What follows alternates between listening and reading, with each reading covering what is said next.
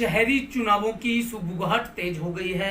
सरकार ने हाल ही में विकास शुल्क बढ़ाया है, जिससे आमजन और विपक्ष जो है सरकार को घेर रहा है। हमारे साथ पूर्व वाइस चेयरमैन सुरेंद्र सिंह छिंदा के बेटे और वार्ड 20 से पार्षद मनिंदर सिंह छिंदा मौजूद हैं। इनसे हम इनके वार्ड को लेकर, शहर के विकास को लेकर कुछ सवाल करेंगे, जो जनता के सवाल हैं। जनता जानना चाहती है कि जो हमारे मौजूदा पार्षद हैं उन्होंने उनके लिए क्या किया और क्या कर रहे हैं और भविष्य में क्या करेंगे। छिंदा से इनके साथ साथ हम कई सवाल पूछेंगे, क्योंकि छिंदा वाइस चेयरमैन के बेटे हैं। इनके फादर जो थे वो पहले विधायक सुभाष सुधा के बड़े अच्छे मित्र थे। स्वर्गीय सुरेंद्र सिंह छिंदा का शहर में नाम है, इसके चलते इनका नाम चेयरमैन के लिए भी आता है। अगर भारतीय जनता पार्टी विधायक के परिवार को टिकट ना दे, परिवारवाद भाजपा में बड़ा इशू होता है। सुधा की वाइफ जो है उमा सुधा लगातार 20 साल से चेयरमैन है। अगर बाई चांस छिंदा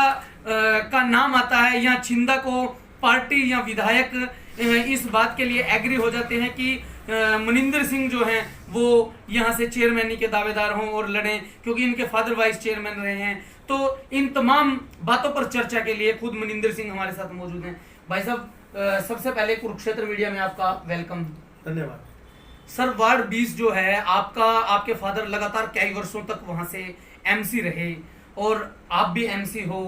क्या विकास किया आपने, कितना खर्च हुआ है विकास पे? सबसे पहले तो मैं ये कहना चाहूँगा कि जो मेरा वार्ड है ये मेरा घर है, मेरा वार्ड नहीं है। जब इस वार्ड में हम रहते थे तब हमने, जब इस वार्ड में हम रहते थे तो उस टाइम हमारे कुछ ही गिने चुने घर थे। ये जितने भी यहाँ पर घर बने हैं सब हमारे सामने बने हैं। यहाँ खेती होया करती थी, वो सारी चीज़ें हमें बचपन की याद है। और जितने भी घर बने हैं, क्योंकि जब किसी घर बनता है कहीं ना कहीं पार्षद से वो अपने सिग्नेचर करवाने आता है, जैसे कि प्रॉपर्टी से रिलेटेड होते हैं, कुछ एड्रेस चेंज कराना है, तो ऐसा शायद ही कोई घर हो जिसको मैं नहीं जानता। और जब से मैं पार्षद बना हूँ तब जो रह गए थे उनसे भी मेरा बड़ा प्रेम प्यार है। ये मेरा घर है, मैं उसे वार्ड नहीं बोलता। घर बहुत बड़ा है और इसको बड़े प्यार से हम इसमें रहते हैं, संभालते हैं।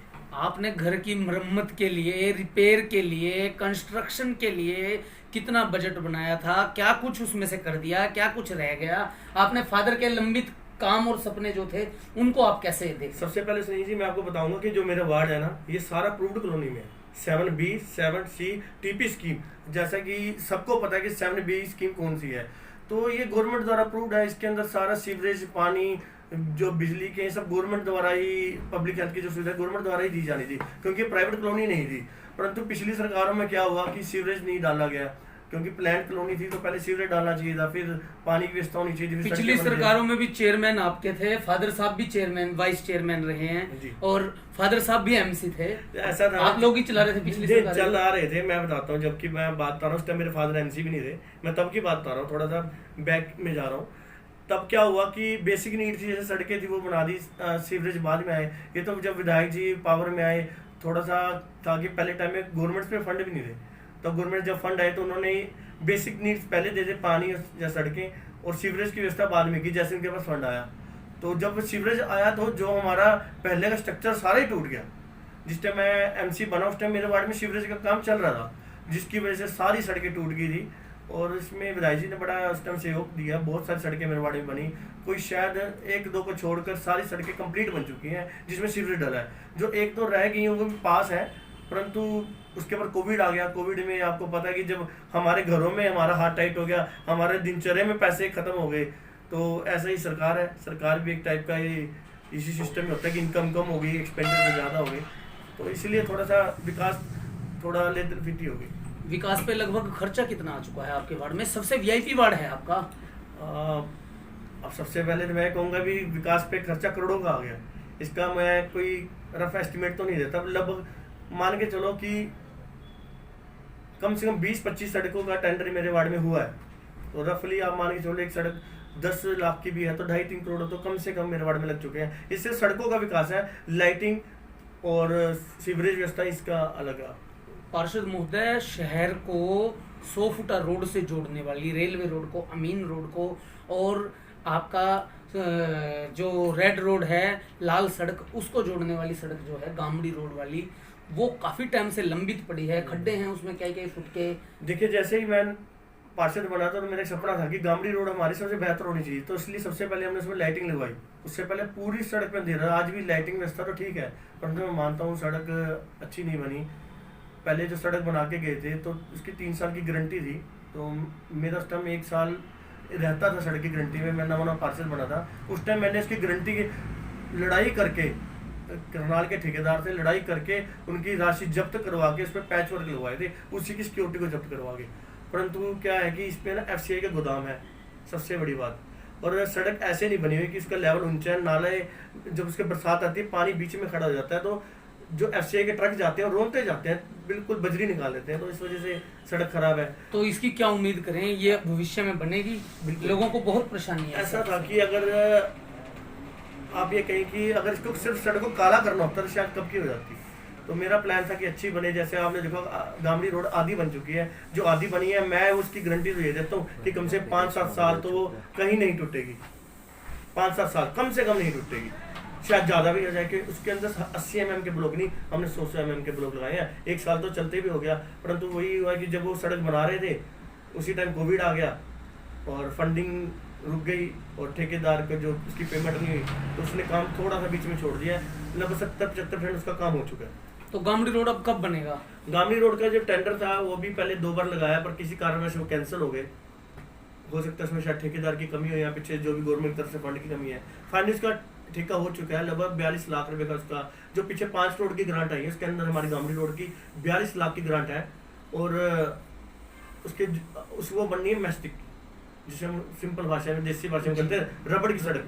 तो उसके लिए क्या था कि धूप चाहिए थी प्रॉपर, और धूप का आपको पता है अब महीना खुला है, थोड़ा सा पहले बारिशें रही हैं और वो काम भी रात को होता है, रात को थोड़ी ओस रहती है तो उसमें वो पकड़ नहीं बन पाती, इसलिए वो 2 महीने से हमने होल्ड में रखा है। अब धूप भी है, मौसम खुला है, उसके जो प्रक्रिया थी वो सारी मैंने खुद वहाँ मौके पे जाके जे साहब से बात करके उनको टेंडर वर्क ऑर्डर हो चुका है। बस अब उसका जहाँ तक मेरा ख्याल है 25 या 26 तारीख को हम उसको मुक्त करा देंगे।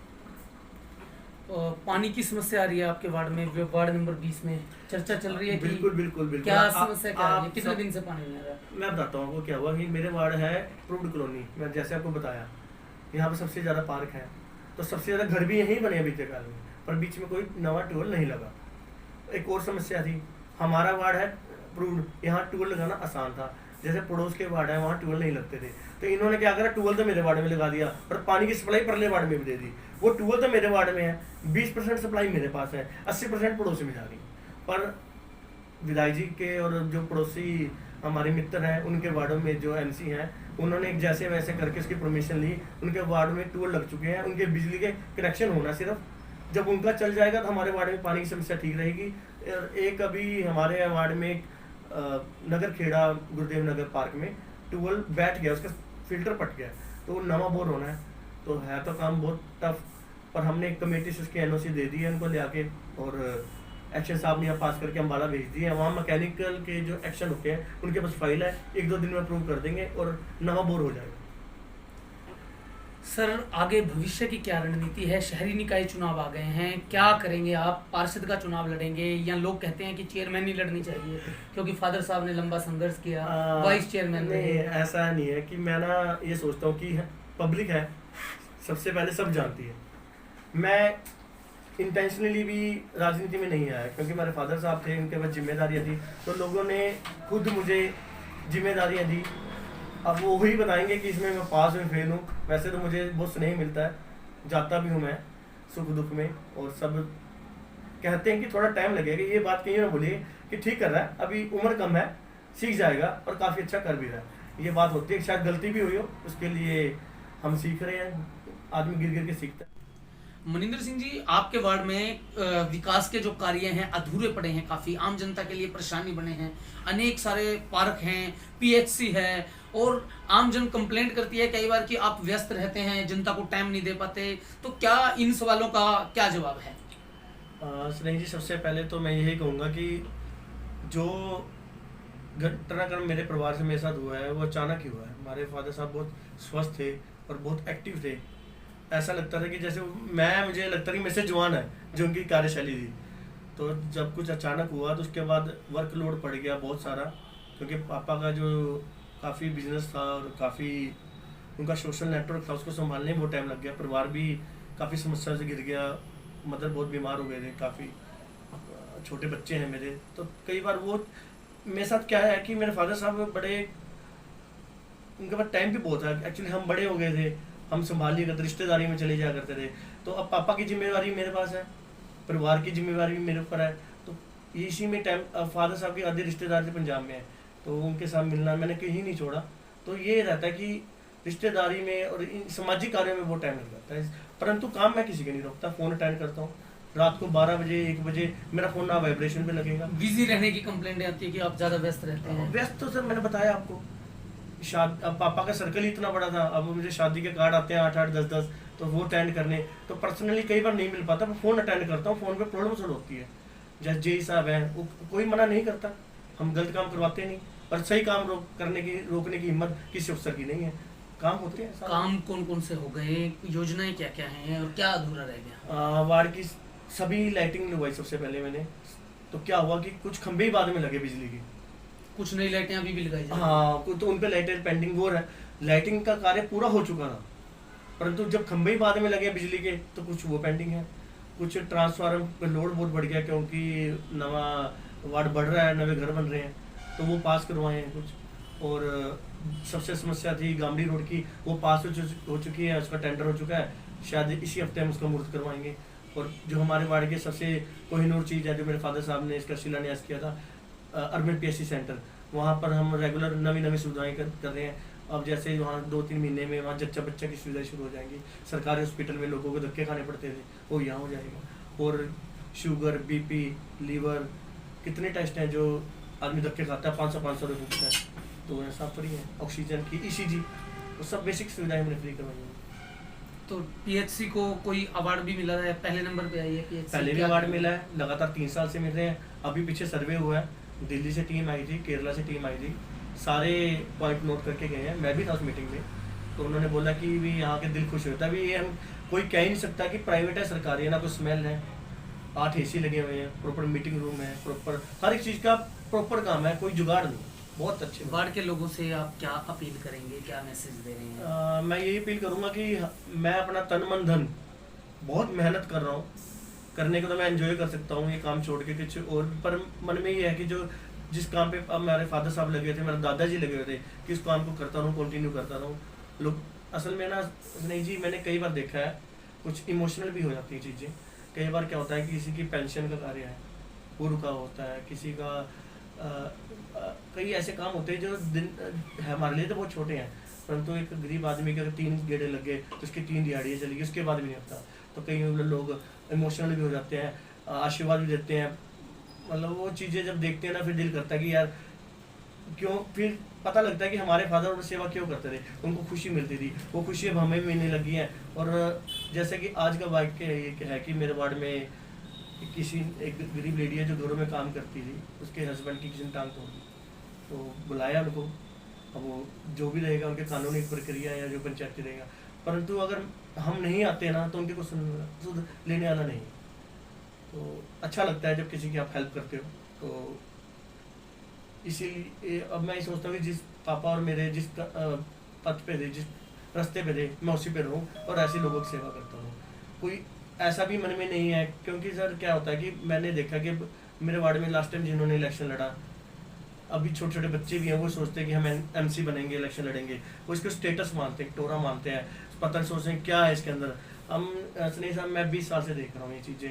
हमारे पहले दादाजी और थे, उनका बड़ा प्रभाव था, मेरे ताया जी का बड़ा प्रभाव था, फिर मेरे फादर जी ने संभाला, तो हमारे लिए इतनी बड़ी चीज़ें नहीं हैं, परंतु ये चीज़ें इसलिए बड़ी हो जाती हैं, इसके साथ हमारी जिम्मेदारी जुड़ जाती हैं और लोगों की हम हेल्प करते हैं। वो पद के साथ आपको पता है कि जिम्मेवारियाँ बढ़ जाती हैं, तो उन जिम्मेवारियों को हम निभाने का पूरी कोशिश करते हैं, लोगों की सेवा करने की कोशिश करते हैं, खासकर वो तबका जो सिर्फ मुझे जानता है, जिनके ऊपर तक पहुँचे नहीं है। हम उम्र कम है, जिम्मेदारी बड़ी है, अगर आपको अवसर मिलता है कहीं ना कहीं, भारतीय जनता पार्टी या फिर सुधा एंड कंपनी जो है वो एग्री हो जाती है आपके लिए, तो क्या आप चेयरमैन के लिए तैयार हैं?